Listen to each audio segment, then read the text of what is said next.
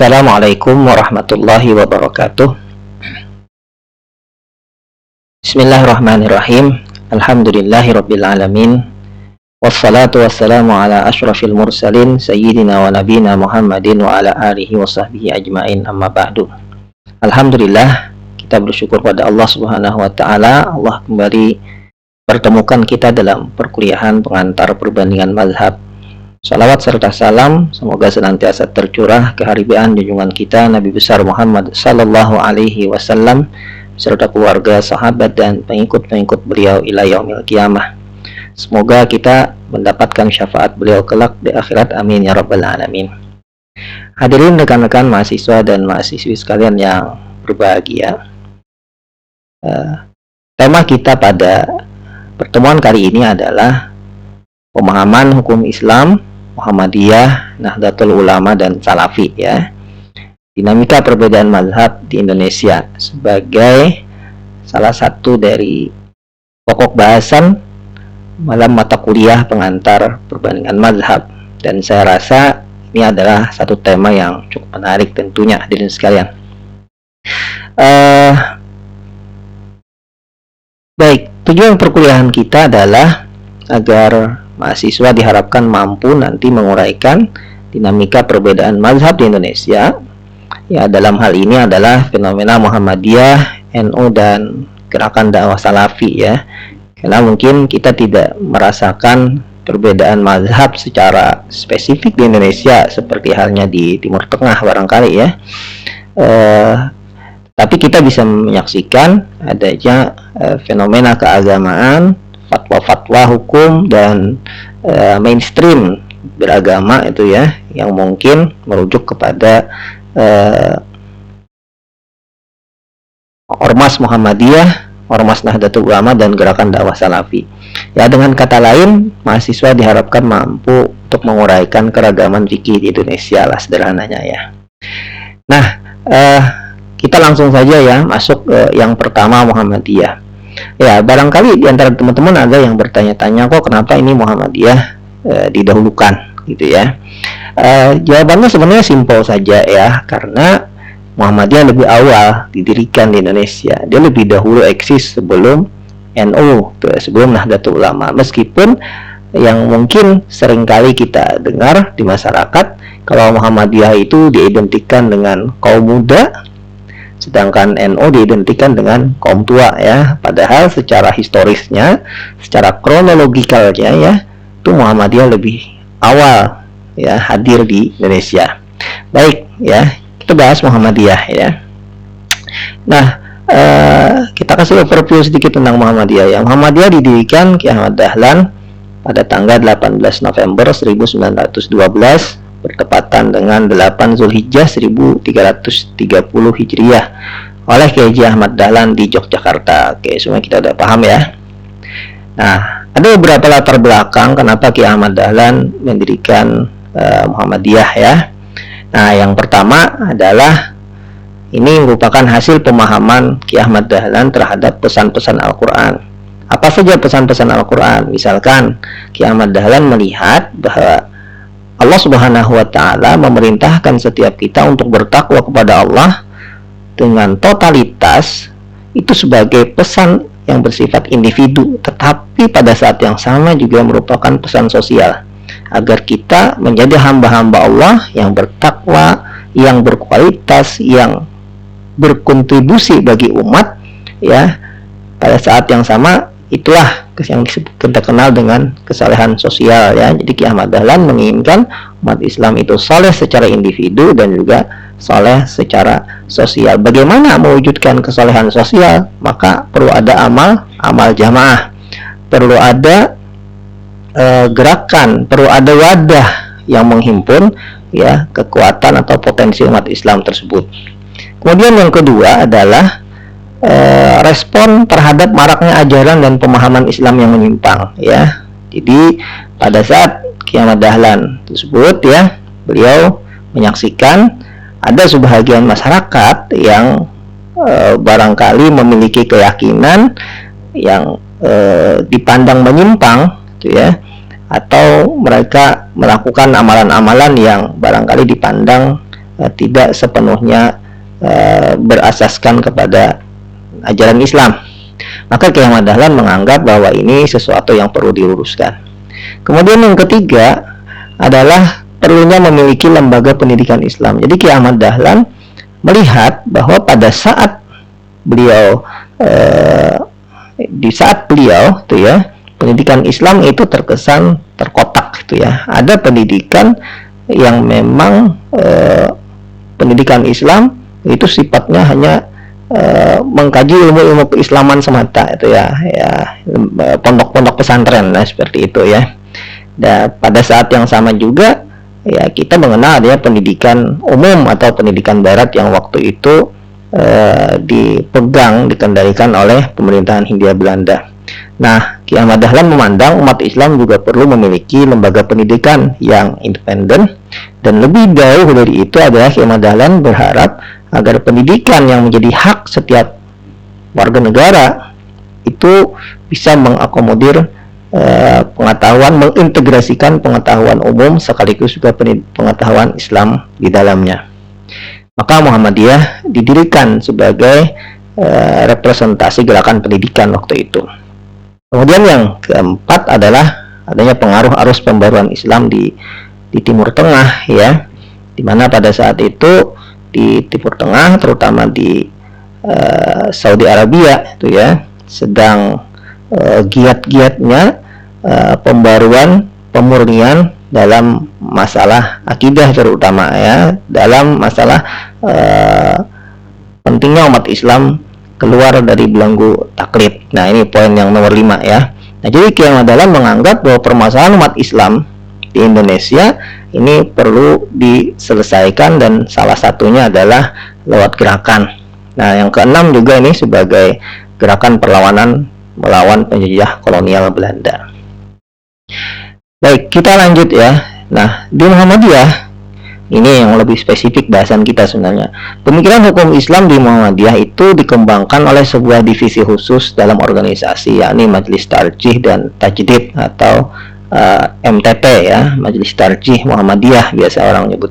Nah, Majelis Tarjih dan Tajdid ini bertujuan mengembalikan Muhammadiyah kepada cita-cita awal, purifikasi ajaran Islam, sumber yang valid dan tetap mampu merespon perkembangan zaman, kurang lebihnya seperti itu.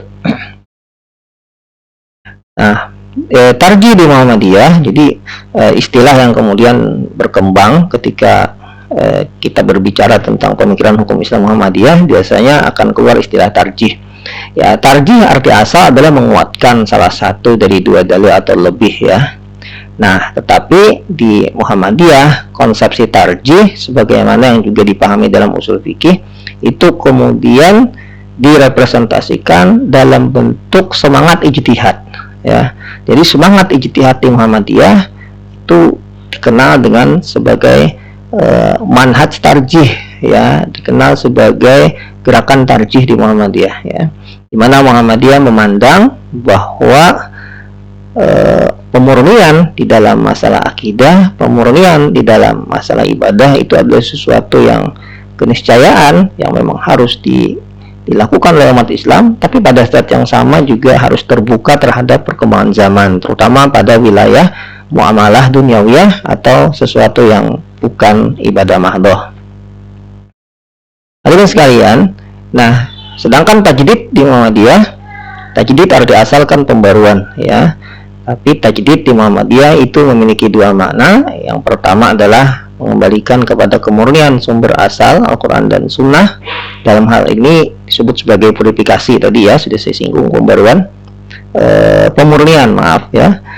Sedangkan yang kedua, tajdid diartikan sebagai upaya menyelaraskan dengan tuntutan kemajuan berdasarkan kemaslahatan dalam hal muamalah duniawiyah, atau istilahnya adalah dinamisasi kehidupan ya, menyesuaikan dengan tuntutan zaman. Jadi menarik hadirin sekalian, tajdid itu bermakna pemurnian, tapi pada saat yang sama tajdid juga adalah sebuah pembaruan.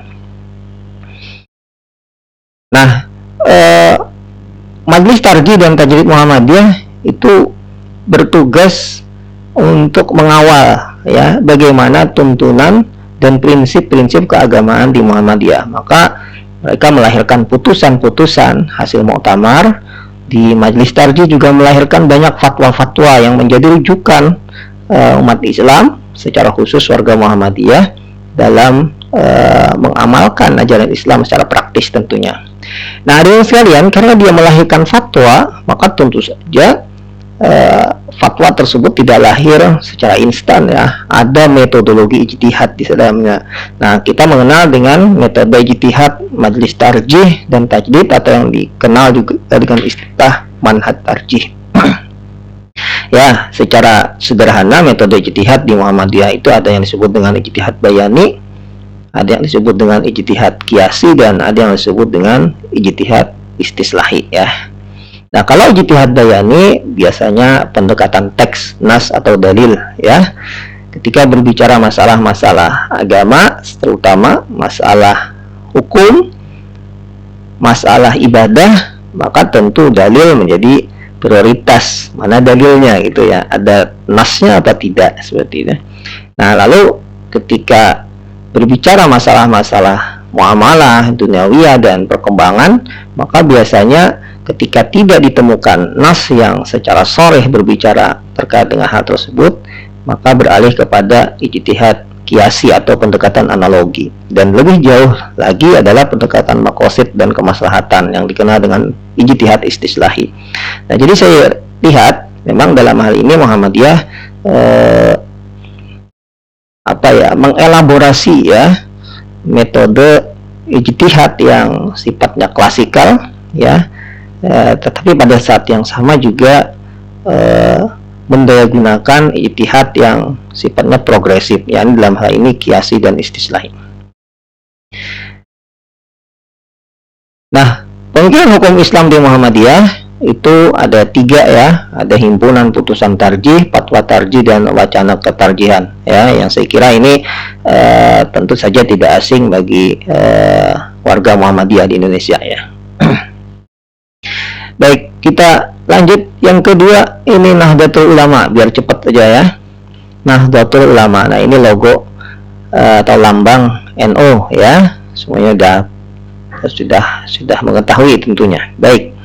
Nahdlatul Ulama ya. Nahdlatul Ulama kalau cara pengertiannya artinya adalah kebangkitan para ulama ya.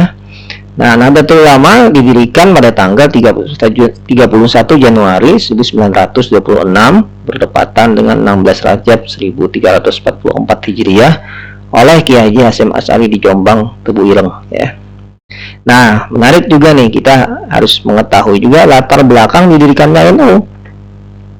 Baik, yang pertama ya, didirikannya NU itu adalah yang paling terlihat sebagai respon terhadap arus keagamaan di negeri Hijaz ya. Jadi pada saat itu sebagaimana tadi ya, Kiai Hasyim Asy'ari ini kan satu zamannya dengan Kiai Ahmad Dahlan, bahkan katanya mereka berdua ini pernah istilahnya seperguruan itu ya, sama-sama ngaji di Mekah, bahkan sebelumnya juga pernah ngaji dengan Kiai Saleh Darat. Jadi mereka ini sejaman ya, hidup dalam satu masa.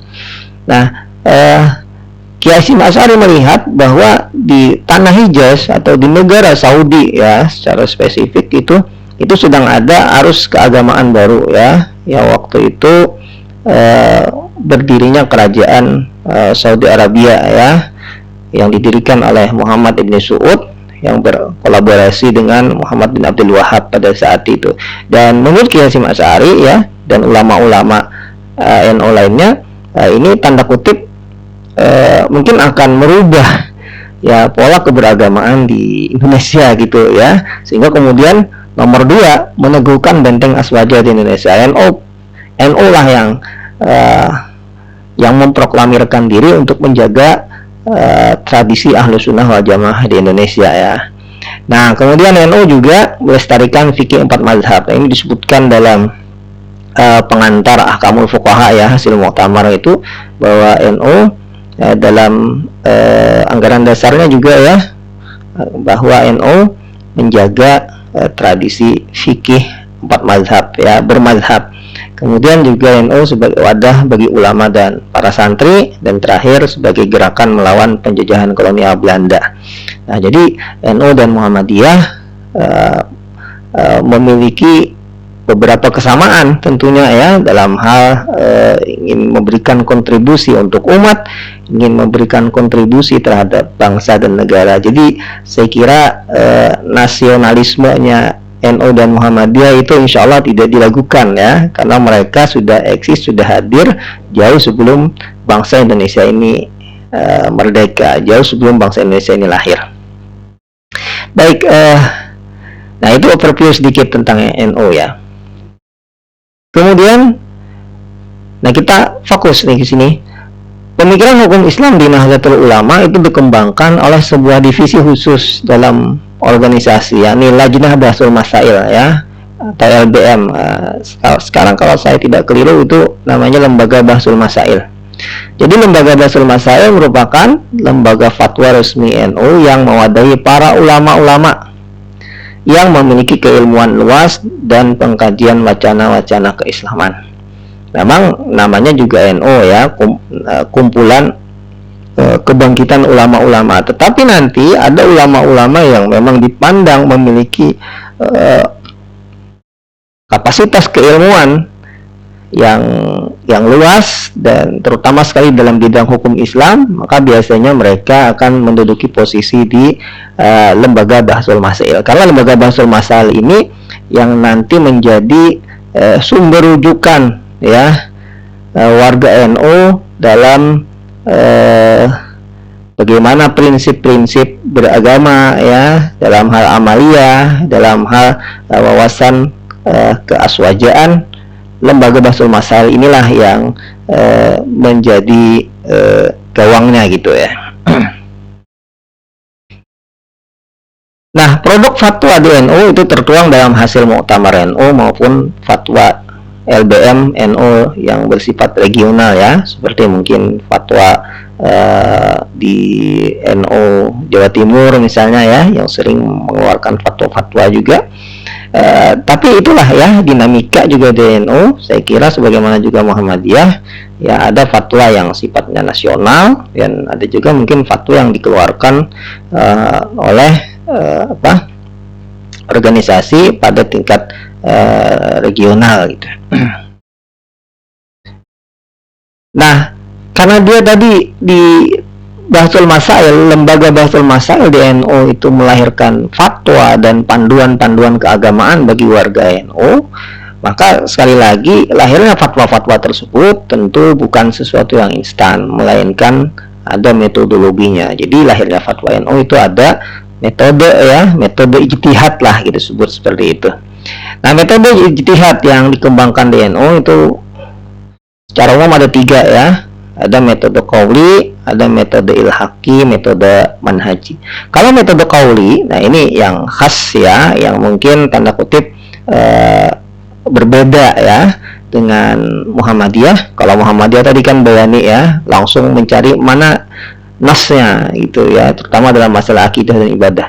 Nah, kalau NU, tradisi di NU itu adalah pendekatan teks dalam artian mengembalikan permasalahan-permasalahan keagamaan itu kepada kitab-kitab fikih mu'tabar ya.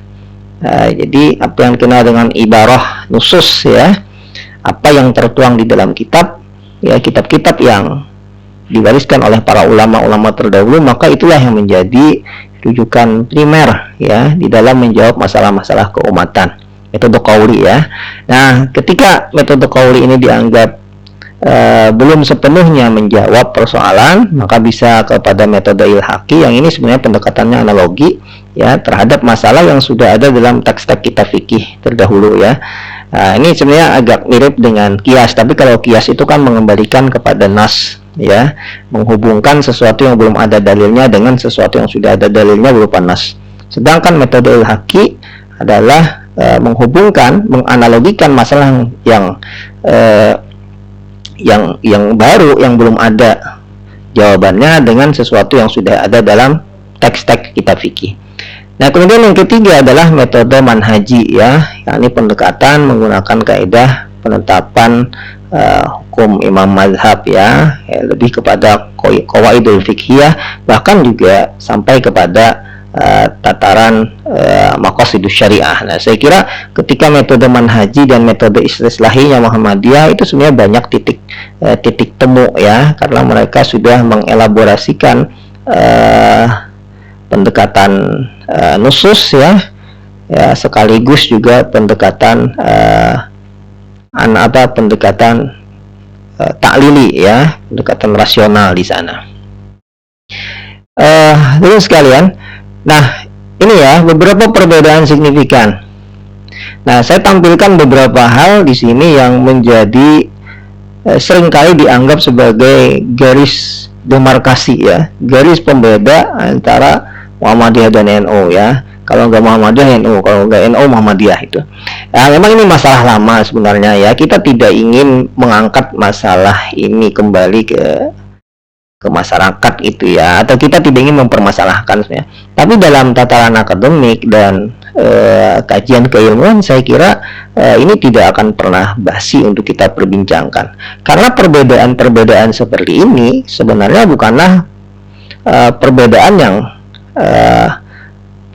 yang tidak ada dasarnya itu ya, tapi perbedaan ini dibangun atas dasar hasil ijtihad dari dua kelompok ini ya, dari dua ormas ini. Misalkan talafuzun niyah ya, masalah melafalkan niat dalam ibadah-ibadah ya, ibadah mahdhah misalkan, terutama sebelum sholat ada usolli ya, usolli fardhu zuhri 4 rakaatin mustaqbilal kiblati adaan imaman atau makmuman lillahi ta'ala. Nah ya, nawaitu shauma ghadin an adai fardhi syahri ramadan hadhihi sanah lillahi ta'ala gitu ya. Nah, itu kan melafalkan niat ya. Di kalangan NU ini sesuatu yang dianggap lumrah ya, bahkan mungkin sebagian masyarakat menganggapnya ini sebuah kelaziman gitu ya. Sedangkan di Muhammadiyah mereka tidak membiasakan dan tidak memandang talafuzun niyah ini sebagai sesuatu yang masyru'. Akar perbedaannya sebenarnya sederhana ya. Muhammadiyah memandang talafuzun niyah ini tidak diajarkan secara spesifik oleh Rasulullah. Nabi SAW tidak pernah mengajarkan orang sebelum sholat mengucapkan usolli dan nawaitu misalkan ya, sebelum wudhu untuk mengucapkan nawaitul wudhu alirafil hadasil asghar misalkan. Nabi tidak mengajarkan itu secara spesifik. Sedangkan yang Nabi ajarkan, kata Muhammadiyah, adalah bagaimana seseorang ya membangun niat untuk mengerjakan amal saleh tersebut, sebagaimana hadis innamal a'malu binniyat. Nah, tetapi di kalangan NU yang ini juga mungkin menjadi pendapat mayoritas ulama gitu ya, jumhur ulama, mereka berpandangan bahwa dari hadis yang sama tadi innamal a'malu binniyat, tetapi hadis ini menunjukkan ya menunjukkan pentingnya seseorang itu berniat ya, urgensi niat memang. Dan para ulama mengatakan wa mahalluhu fil qalbi ya, letaknya niat itu di dalam hati gitu. Tetapi dianjurkan untuk diungkapkan, dilafalkan. Tujuannya apa? Untuk membantu hati supaya hati lebih mantap sebelum melaksanakan ibadah tersebut, sehingga melafalkan niat ya, nawaitu dan usolli itu sesuatu yang tidak bertentangan dengan hadis Nabi, dan itu justru malah mungkin dianjurkan supaya hati kita lebih mantap sebelum mengerjakan ibadah tadi. Nah, kita lihat ini berbeda ya, NU Muhammadiyah, tapi kan ternyata perbedaan ini kalau kita lihat secara keilmuan sebenarnya tidak ada masalah. Wirid setelah sholat ya, dalam hal ini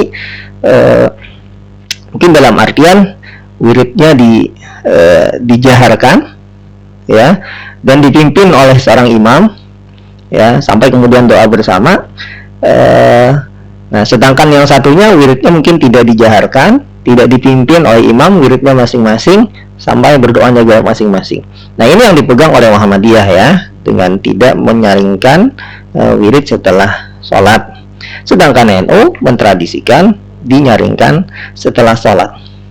Nah, makanya kalau ada orang mungkin setelah sholat dia tidak wiridan ya, doa sendiri-sendiri langsung pulang, nah itu Muhammadiyah misalnya gitu ya. Ya sebenarnya sih kita tidak perlu mempermasalahkan itu ya. Dalam konteks kajian fikih perbandingan, hal yang seperti ini sesuatu yang sangat lumrah sebenarnya ya. Karena memang sejak dahulu ulama berbeda pendapat ya. Ada misalkan nukilan dari perkataan Imam Syafi'i yang beliau memandang bahwa tidak begitu urgen untuk melafalkan wirid secara nyaring kecuali dalam rangka untuk mengajari masyarakat atau orang awam gitu ya. Tapi jika orang udah paham tentang bacaan setelah sholat, maka wirid tidak perlu dinyaringkan misalkan. Tetapi tidak sedikit para ulama hadis juga yang memberikan syarah dan kemudian diaplikasikan oleh ulama fikih bahwa ada sejumlah riwayat yang menunjukkan bahwa setelah sholat berjamaah itu diketahui sholat berjamaah itu selesai di masjid karena mereka mendengar ya jamaah yang mengucapkan takbir itu ya dan zikir-zikir setelah sholat. Nah, adanya dalil seperti ini, hadis seperti ini menjadi argumentasi itu ya bagi sejumlah ulama bahwa wirid itu boleh untuk dinyaringkan, bahkan mungkin bagus untuk dinyaringkan dan doa bersama-sama itu ya. Karena doa bersama sebagaimana juga sholat bersama-sama, sholat jamaah itu ya diharapkan lebih mudah dikabulkan. Nah, barangkali seperti itu. Kunut subuh juga ini kan permasalahan yang udah cukup familiar ya. Kalau pakai kunut itu NU, kalau tidak pakai kunut Muhammadiyah. Tapi bagaimanapun Imam Abu Hanifah itu tidak memandang kunut subuh sebagai sesuatu yang disyariatkan ya. Imam Syafi'i memandang kunut subuh itu disyariatkan. Imam Ahmad memandang tidak ada kunut subuh, hanya kunut witir gitu ya. Nah, ulama beda pendapat sejak dahulu sebenarnya. Jadi kalau kita sibuk dengan perbedaan ini di zaman sekarang, sebenarnya kita sudah kita telat gitu ya dengan dengan perdebatan seperti itu hadirin sekalian. Baik, selanjutnya misalkan penentuan awal bulan Ramadan dan Lebaran, bilangan rakaat salat tarawih, talqin mayit ya, serta kegiatan pasca kematian ya, ada kunduri misalkan. Ini juga sesuatu yang sebenarnya masalah ijtihadiyah ya. Para ulama-ulama sejak zaman dahulu sudah berbeda pendapat dalam hal ini. Oleh karena itu kita sebenarnya tidak perlu sibuk untuk mempersoalkan, mempermasalahkan, apalagi juga ikut meramaikan di jagat media sosial gitu ya. Oh, ini benar, ini salah itu ya. Ini nggak boleh ya. Ya, jangan saling menyalahkan dalam masalah yang khilafiyah seperti ini ya. Baik, kemudian nah ini yang ketiga nih ya. Jadi tadi kita udah lihat perbedaan antara model ya pemikiran hukum Islam yang berkembang di Muhammadiyah dan NU. Yang ketiga manhaj salafi ya. Saya nggak nampilkan logonya ya karena ini mungkin lebih kepada gerakan ya, gerakan dakwah salafiyah gitu atau yang dikenal dengan salafiyah modern. Tidak ada organisasinya ya, jadi tidak bisa kita tampilkan. Baik, mungkin kita overview sedikit ya. Nah, salafi di sini memang arti asal adalah orang-orang terdahulu ya, orang-orang terdahulu. Tetapi salafi juga bisa bermakna dua hal ya. Yang pertama, salafi artinya adalah orang-orang yang mengikuti tradisi lama ya, berarti tradisionalis gitu. Kemudian yang kedua adalah bisa dimaknai sebagai orang-orang yang mengikuti metode beragama generasi awal umat Islam. Nah, ini juga bisa digunakan kata salaf atau salafi itu.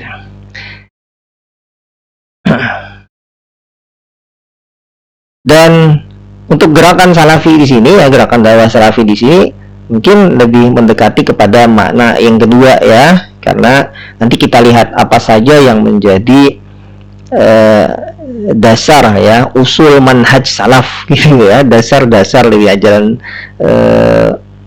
metode manhaj salaf ini apa yang menjadi dasarnya. Nah, pokok-pokoknya adalah itu disebutkan dalam banyak literatur ya. Ada tiga secara garis besar ya. Yang pertama memurnikan akidah. Jadi ada unsur purifikasi ya. Nah, mungkin dalam hal ini ada kemiripan dengan Muhammadiyah yang ingin membersihkan pola keyakinan dan keagamaan kaum muslimin dari hal-hal yang mungkin dipandang menyimpang gitu ya, sehingga adanya pemurnian ya. Kita dikenal dulu Muhammadiyah dengan jargonnya memberantas TBC ya, takhayul, bid'ah dan khurafat. Nah, ini kan sejalan itu ya dengan konsepsi pemurnian akidah yang juga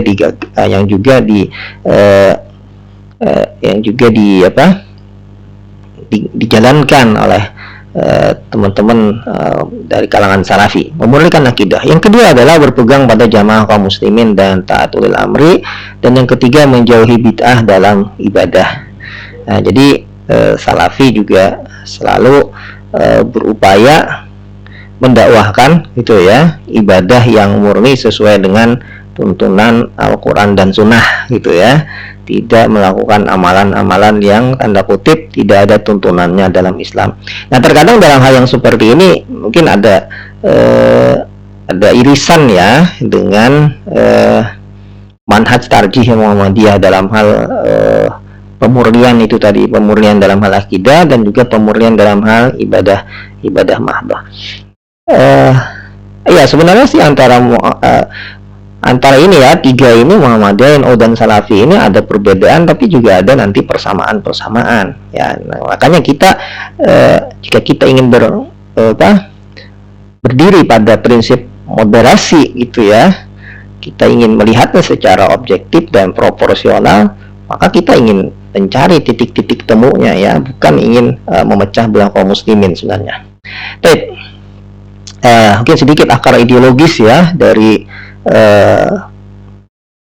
pemikiran atau gerakan salafi ini ya. Singkat saja, pemahaman teks yang sifatnya mungkin tekstual ya, Al-Quran dan hadis sahih, apa yang ada di Quran, apa yang ada di hadis ya, itu harus diamalkan gitu. Kemudian merujuk kepada pemahaman dan pengamalan para sahabat, pemahaman dan pengamalan para tabi'in, kemudian dilanjutkan akidah dan fikihnya Imam Ahmad, menghindari taklid. Nah, ini juga pengaruh pemikiran Ibnu Taimiyah ya, Ibnu Qayyim, sampai kemudian berkembangnya dakwah Muhammad bin Abdul Wahhab tadi ya, di abad ke-18 ya, akhir abad ke-18.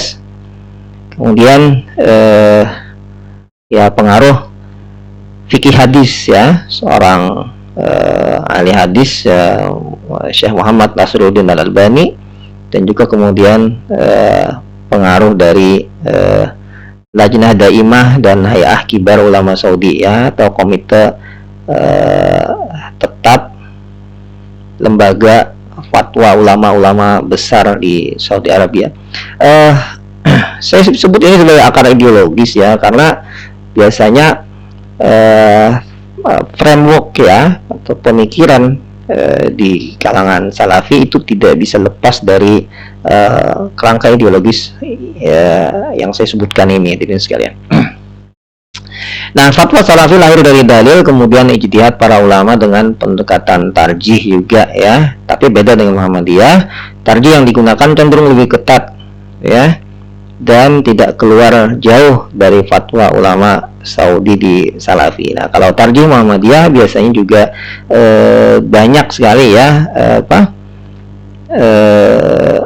yang bersifat kekinian gitu ya, kemudian juga merespon perkembangan, dan ya sesekali juga bisa keluar dari pakem pemikiran rigid keagamaan gitu ya, terutama dalam hal-hal yang sifatnya kekinian gitu ya. Misalnya Muhammadiyah mengizinkan wanita untuk berkiprah di ranah publik misalkan ya. Kemudian Muhammadiyah menggunakan hisab wujudul hilal, dan sekarang itu kan kalender hijriyah global tunggal ya, dalam penentuan awal bulan hijriyah itu, yang itu mungkin dianggap cukup mendobrak ya tradisi sebelumnya dan tradisi ulama-ulama klasik, yang dalam hal ini mungkin ulama-ulama salafi justru malah tidak berani keluar ya dalam hal yang demikian. Nah, beberapa contoh fikih salafi. Nah, ini ya bagaimanapun tujuan kita memperbincangkan ini lagi-lagi ingin mengetahui duduk masalahnya ya, akar kenapa kok terjadi perbedaan gitu ya, supaya kemudian kita bisa menyikapinya secara moderat, kita bisa menyikapinya secara ya santai aja lah gitu ya, banyak kok persamaan-persamaan ya. Buat apa kita kemudian meributkan masalah-masalah yang sifatnya fikih seperti ini gitu. Ya bisa didiskusikan gitu ya, dan bisa diuraikan secara ilmiah. Oke, kita lihat contohnya talafuz niyah bid'ah. Wah, ini agak tegas banget ya. Jadi usolli itu jika kemudian diikuti dengan keyakinan sebagai bagian dari ibadah, itu bid'ah gitu ya, nggak boleh gitu, tegas. Wirid setelah sholat, itu disirkan ya, tidak dinyaringkan dan tidak perlu dipimpin oleh seorang imam, doa bersama itu nggak ada ya. Alasannya apa? Alasannya karena menurut ulama-ulama salafi itu nggak ada contoh secara khusus dari Nabi SAW. Kalau nggak ada contohnya ditinggalkan. Nah, kurang lebih seperti itu. Kemudian misalkan tata cara turun sujud ya, mendahulukan lutut terlebih dahulu ya. Meskipun sebagian ulama salafi juga ada yang memandang mendahulukan tangan lebih dahulu itu lebih utama gitu ya. Tapi itulah khilafiyah sebenarnya ya. Kemudian duduk iftirash pada tasahud akhir, sholat 2 rakaat. Nah ini kan cukup khas gitu ya, tata cara merapatkan shaf yang biasanya juga cenderung lebih rapat gitu, tidak menyisakan ruang gitu ya. Nah, ini kekhasan gitu ya. Kemudian penentuan awal bulan Ramadan dan Lebaran yang wajib ruqyat dan ikut pemerintah. Nah di sini salafi justru malah sama dengan NU ya. Jadi penentuan awal bulan Ramadan itu wajib menggunakan ru'yatul hilal dan ikut pemerintah ya, awal Ramadan, Lebaran dan bulan-bulan Hijrah secara umum itu dengan menggunakan metode ru'yat dan ikut pemerintah. Sama NU dengan salafi gitu ya. Kemudian hukum isbal haram. Nah ini juga menjadi pembahasan yang lumrah ya di kalangan salafi, isbal itu haram. Beda dengan Muhammadiyah dan NU ya, yang tidak sampai memandangnya sebagai sebuah keharaman. Jumhur ulama sejak dahulu memandang ini sebagai sesuatu yang makruh menurut jumhur ulama itu ya. Tapi sebagian ulama ada yang memperbolehkan jika dalam keadaan tertentu dan sepanjang tidak ada unsur atau sepanjang tidak ada indikasi kesombongan di dalamnya ya. Hukum jenggot ya, melihara jenggot wajib, memotong jenggot dipandang haram misalnya ya. Nah di NU kan dan Muhammadiyah tidak sampai demikian ya. Ya meskipun juga banyak yang berjenggot itu bukan karena masalah keyakinan kewajiban itu ya. Ada juga yang berjenggot itu sebagai sebuah tren barangkali gitu. Atau ada juga yang mungkin menganggap itu sebagai sebuah sebuah karakter lah gitu ya. Ya. Nah hukum gambar dan musik tuh ya, nah, di salafi kan gambar makhluk bernyawa maksudnya ya, musik itu sesuatu yang haram. NU kan memberikan rincian ya, sama juga Muhammadiyah gitu. Tradisi peringatan dalam Islam tidak ada peringatan tidak perlu ada peringatan Isra Mi'raj gitu ya, Maulidan dan semisalnya, karena alasannya apa? Menurut salafi itu tidak ada tuntunan khusus dari Nabi SAW. Kalau Nabi nggak ngajarin, tidak perlu dilaksanakan dan tidak perlu dianggap sebagai bagian dari ritual keagamaan. Sedangkan NU dan mungkin Muhammadiyah juga masih memberikan kelonggaran ya, peringatan sepanjang tidak diyakini sebagai sebuah bagian dari akidah dan ibadah seorang muslim. Misalkan di Muhammadiyah masih memberikan toleransi ya. Dalam fatwa tarjih jilid 4 misalkan Muhammadiyah masih memberikan kebolehan ya, peringatan Maulid itu bukan sesuatu yang dilarang tuh ya, asalkan diisi dengan sesuatu yang positif tuh ya, mengingatkan kita kepada sirah Nabi ya, dan tidak ada hal-hal yang dianggap bertentangan dari syariat Islam dalam pelaksanaannya ya. Nah itu mungkin beberapa hal ya yang mungkin kita lihat sebagai bentuk perbedaan ya. Saya menyampaikan ini dan kita perbincangkan ini bukan dalam rangka ingin mempertajam perbedaan ya, tapi ingin melihatnya secara lebih proporsional, dan itulah cara beragama yang moderat sebenarnya hadirin sekalian. Oke, kajian ini bukan untuk memecah belah kaum muslimin tadi ya, tetapi untuk membuka wawasan dan memperkaya pemahaman hukum Islam secara lebih komprehensif ya. Semoga bisa menjadi pencerahan untuk kita mampu lebih bersikap bijak dalam perbedaan, karena perbedaan itu adalah sesuatu yang tidak bisa dihindari ya. Perbedaan itu adalah bagian dari karakteristik manusiawi memang ya. Setiap orang punya pandangan yang berbeda, punya pemahaman yang mungkin juga berbeda, sehingga dalam pengaplikasian, dalam pengamalan pun juga berbeda, sepanjang masih bersumberkan kepada argumentasi yang bisa dipertanggungjawabkan, maka itu adalah insya Allah perbedaan yang bisa kita tolerir, yang memang wajib kita bertoleransi dalam perbedaan tersebut, agar perbedaan itu bisa menjadi sebuah khazanah ya dalam Islam, dan semoga kita menjadi orang-orang yang mendapat rahmat Allah Subhanahu wa taala dengan menyikapi perbedaan itu secara bijak. Oke, saya kira itu saja untuk materi kita pada pertemuan kali ini. Semoga bermanfaat untuk kita semua. Terima kasih atas perhatiannya dan mohon maaf jika ada hal yang kurang berkenan. Billahi taufiq wal hidayah. Wassalamualaikum warahmatullahi wabarakatuh.